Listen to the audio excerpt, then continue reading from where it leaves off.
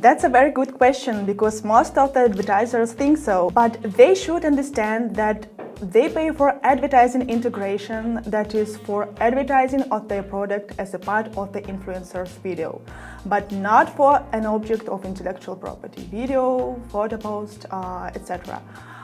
Intellectual property issues should be discussed before, and advertiser is provided with a media plan with a list of influencers. Having identified that all the initial stage of providing the advertising services, it helps us to choose the most suitable influencers to work with. The reason why it's essential is that the influencers are likely to alienate their intellectual property rights, let alone the right to use the relevant object of the intellectual property, I mean a license.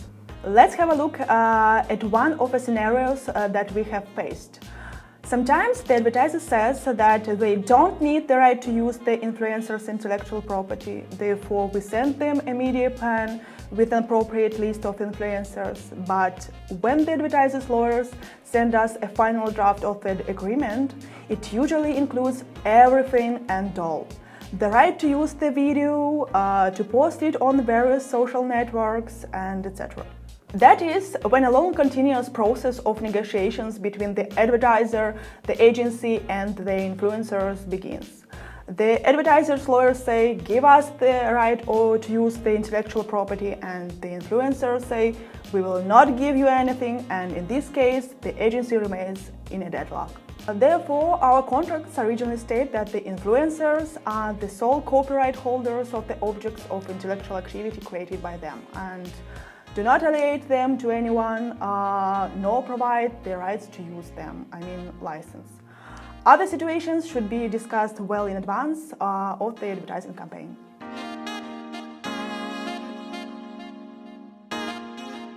Actually, that can be possible if agreed by the parties before approving the influencers list and signing the contract. Our contracts always state that if the advertiser refuses or replaces one of the agreed influencers, they shall reimburse the agency for all the expenses actually incurred.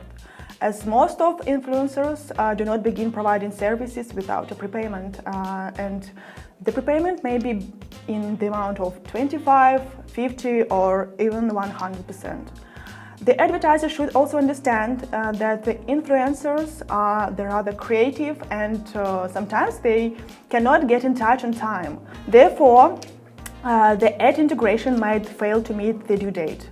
Well, we're all human beings after all.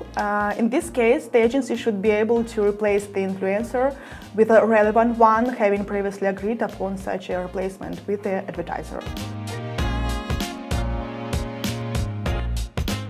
You know, payment methods depend on the influencer's region and the local payment systems.